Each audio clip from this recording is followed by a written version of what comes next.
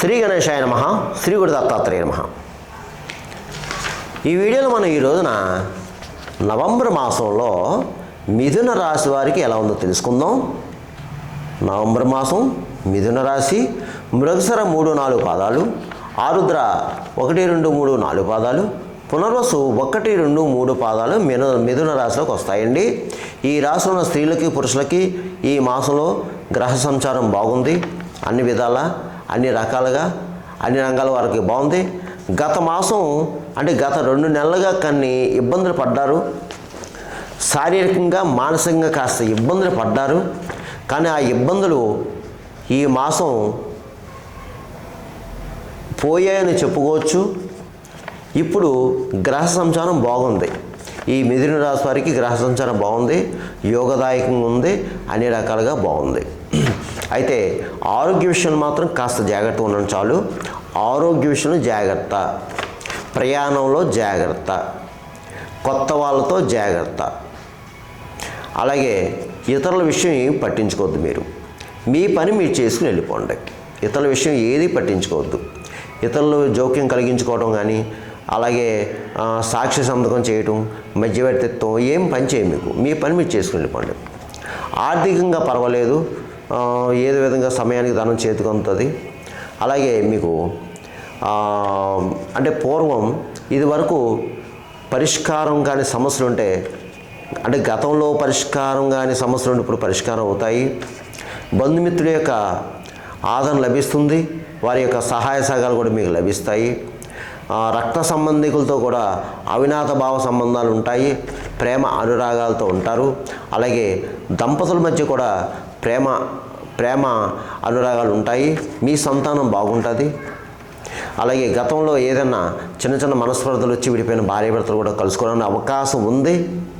అలాగే జాయింట్ వ్యాపారస్తులు కూడా గతంలో చిన్న చిన్న మనస్పర్ధలు వచ్చి విడిపోతే మీరు కూడా కలుసుకోవడానికి అవకాశం ఉంది. ఇకపోతే ఈ మాసం మీకు శుభకార్యాల్లో పాల్గొంటారు. అలాగే కొంతమంది గృహంలో కూడా శుభకార్యాలు జరగడానికి అవకాశం ఉంది. ఇక వాహన యోగం కనిపిస్తుంది, గృహయోగం కనిపిస్తుంది. గృహ నిర్మాణం చేపడతారు. లేదా ఇదివరకు చేపట్టి కొన్ని పరిస్థితుల కారణంగా ఆగిపోతే ఇప్పుడు పునః ప్రారంభిస్తారు. ఇక దైవ కార్యాలు పాల్గొంటారు, తీర్థయాత్రలు చేస్తారు. అలాగే ప్రభుత్వ సంబంధించిన కార్యాలు కూడా పూర్తవుతాయి. మీకు ఇంపార్టెంట్ ప్రభుత్వ సంబంధించిన కార్యాలు అవి కూడా మీకు పూర్తవుతాయి.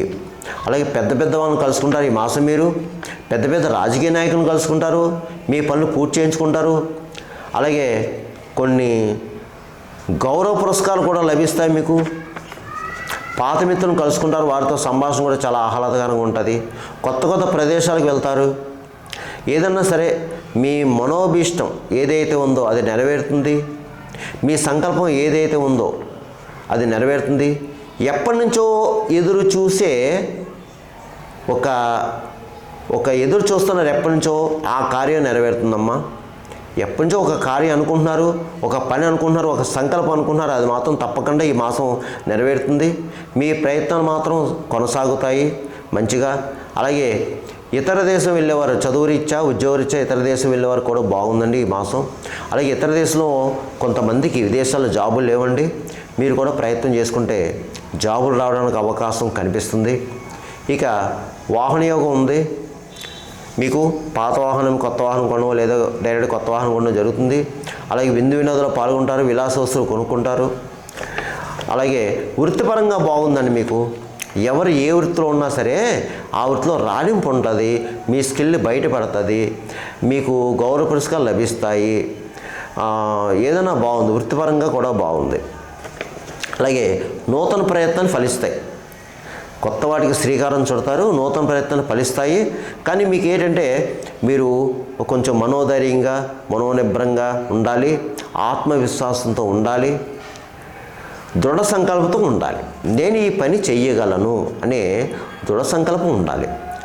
ఎందుకంటే కొంతమంది ప్రయత్నం చేస్తారు, ఆ ప్రయత్నాలు కొనసాగవు, ఫెయిల్ అవుతుంటాయి. ఫెయిల్ అయింది కదా అని డీలా పడిపోకూడదు. ట్రై అగైన్ మళ్ళీ ప్రయత్నం చేయడమే. ఇప్పుడు మన గ్రహ పరిస్థితి బాగోలేనప్పుడు కొన్ని ప్రయత్నాలు లేట్ అవుతాయి. కానీ గట్టిగా పట్టుకుంటే ఆ ప్రయత్నం సక్సెస్ అవుతుంది. అది మాత్రం మైండ్లో పెట్టుకోండి. నెగిటివ్ తీసేయండి. నెగిటివ్ ఉంటుంది మీకు మిథున రాశి వారికి, కాస్త నెగిటివ్ ఉంటే తీసేయండి. పాజిటివ్గా ఉండండి. ప్రతి విషయం కూడా పాజిటివ్గా ఆలోచించండి. పాజిటివ్గా ఆలోచించండి. ఇతరుల విషయం జోక్యం కలిగించుకోకండి. అలాగే హేళన చేయకండి, అపహాస్యం చేయకండి, అపవాదులు వేయకండి, అపనిందలు వేయకండి. కొంచెం జాగ్రత్తగా ఉండండి. ముఖ్యంగా గురువుల్ని, బ్రాహ్మణుల్ని, పెద్దవాళ్ళని గౌరవించండి. వారితో చాలా సంతోషంగా ఉండండి. అలాగే వారి ఆశీస్సు తీసుకోండి. ఇక ఈ మిథున రాశి వారికి రియల్ ఎస్టేట్ రంగం ఉన్న వారికి బాగుందండి. అలాగే ప్రైవేట్ కాంట్రాక్ట్స్ బాగుంది, మోటార్ ఫీల్డ్ వరకు బాగుంది, స్పెక్యులేషన్ లాభిస్తుంది, షేర్ మార్కెట్ బాగుంది. అలాగే కళారంగంలో ఉన్న వారికి బాగుంది. టీవీ, సినిమా రంగంలో ఉన్న వారికి, సాంకేతిక నిపుణులకి, ఇతర అన్ని రకాల డిపార్ట్మెంట్ వరకు బాగుందండి. కొత్త కొత్త అవకాశాలు వస్తాయి. మీరు మాత్రం ఆ అవకాశాన్ని ఉపయోగించుకోండి మీరు. అలాగే రాజకీయ నాయకులకి బాగుందండి. అన్ని రకాలుగా బాగుంది. ప్రజలు మంచి గుర్తింపు తెచ్చుకుంటారు, ప్రజాసేవ బాగా చేస్తారు, మీకు గౌరవ పురస్కారాలు లభిస్తాయి. అయితే ఏంటంటే మీ మీద కాస్త నరఘోష ఉంటుంది, శత్రువులు ఉంటారు, ధనం మాత్రం మంచినీళ్ళ ఖర్చు అవుతుంది. తస్మాత్ జాగ్రత్త. ఇక అన్ని రకాల వ్యాపారస్తులకు బాగుంది. కొత్తగా వ్యాపారం పెట్టుకోవచ్చు, మంచి లాభాలు వస్తాయి. ప్రభుత్వ పరంగా, ప్రైవేట్ పరంగా ఉన్న ఉద్యోగస్తులకు కూడా బాగుందండి. బాగుంది. స్థల మార్పు కనిపిస్తుంది, గృహ మార్పు కనిపిస్తుంది, శాలరీస్ పెరుగుతాయి, పై అధికారులు ప్రశంసలు పొందుతారు, తోటి సహోద్యోగులు కూడా మిమ్మల్ని గౌరవిస్తారు, మీ సలహా తీసుకుంటారు, వాళ్ళకి సక్సెస్ అవుతుంది. చదువుకునే విద్యార్థులు కూడా బాగుందండి. చక్కగా చదువుతారు. ఇతర వ్యాపకాలు ఏం పెట్టుకోకూడదు కూడా. ఇకపోతే వివాహం కాని అమ్మాయిల అబ్బాయిలు కూడా ప్రయత్నం చేసుకుని ఈ మాసం వివాహ ప్రయత్నాలు ఫలిస్తాయి. ఇక నేను ఈ చెప్పిన రాశి ఫలాలు, మాస ఫలాలు కేవలం మీకు 40% పనిచేస్తుంది. మిగతా 60% కూడా మీ యొక్క జన్మ జాతకం, జన్మలగ్నం, జరిగే దశ, అంతర్దశ దాన్ని బట్టి ఉంటుంది. నేను చెప్పిన ఫలితాలు కొంతమందికి జరగచ్చు, కొంతమంది జరగకపోవచ్చు. జరగాలని రూల్ లేదు, జరగకూడదని రూల్ లేదు. కొంతమంది కాల్ చేస్తున్నారు, గురువుగారు మీరు చెప్పినవి జరిగిన, కొంతమంది జరుగుటా లేదని కొంతమంది కాల్ చేస్తారు. అందువలన దయచేసి నా వీడియో చూసి వీక్షకులు తప్పకుండా మీ జాతక పరిశీలన చేసుకోండి. కింద నెంబర్ ఉందో, కావాలంటే నెంబర్కి ఫోన్ చేసి అపాయింట్మెంట్ తీసుకోండి. మీకు తగిన సలహా సూచన ఇవ్వడం జరుగుతుంది. ఇక ఈ మిథున రాశి వారికి నవంబర్ మాసంలో నేను చెప్పిన పరిహారాలు చేసుకుంటే మీకు ఈ మాసం అంతా యోగిస్తుంది. అది ఏమిటాయంటే ముఖ్యంగా ఈ నవంబర్ మాసం కార్తీక మాసము. ఈ కార్తీక మాసము శివకేశవులకి ప్రీతికరమైనది, చాలా ఇష్టమైనది, శివుడికి విష్ణువుకి కూడా. మనకి గ్రహదోషాలు పోవడానికి, మన గ్రహస్థితి బాగుండడానికి, మన కర్మ కరగడానికి మంచి అవకాశం, మంచి సువర్ణ అవకాశం ఈ మాసం. చక్కగా శివాలయంలో అభిషేకాలు చేయించుకోండి. మీకు అవకాశం ఉన్నంత ఈ 30 రోజులు కూడా శివారాధన చేసుకోండి, అభిషేకాలు చేసుకోండి, శివాలయంలో స్వయంపాకాలు దానం చేయండి. అలాగే సాలగ్రామ దానాలు చేయండి, మంచి ఫలితం. సాలగ్రామ దానం చేస్తే మంచి ఫలితం. అలాగే లేని వాళ్ళకి దాన ధర్మాలు చేయండి, అన్నదానం చేయండి. ముఖ్యంగా పితృకర్మలు చేయండి అమ్మా. ఎవరన్నా సరే ఈ మిథున రాశి వారు పితృదేవతలు ఉంటే తప్పకుండా పితృకార్యాలు చేయండి. వీలైతే నదీ క్షేత్రం వెళ్ళండి, పిండ ప్రదానం చేయండి, కార్యక్రమం చేయండి, బ్రాహ్మణులకు దానాలు చేయండి. లేదా మీ ఊళ్ళోనే శివాలయంలో పితృకార్యంలో పితృదేవతల పేర్లు చెప్పి స్వయంపాకాలు దానం చేయండి, వస్త్రాలు దానం చేయండి. మీ యథాశక్తి తప్పకుండా ఈ యొక్క మాసాన్ని ఉపయోగించుకోండి. శివనామస్మరణ ఎక్కువ చేసుకోండి, శివాలయ ప్రదక్షిణ చేసుకోండి. ముఖ్యంగా సాయంత్రం వేళ శివాలయం వెళ్ళి అక్కడ ఆకాశ దీపం పెడతారు శివాలయంలో ధ్వజస్తంభం దగ్గర. అక్కడికి వెళ్ళి అక్కడ పూజ చేయించుకుని అర్చక స్వామివారితో ఆ దీపం నిమిత్తం కాస్త నువ్వుల నూనె సమర్పించండి.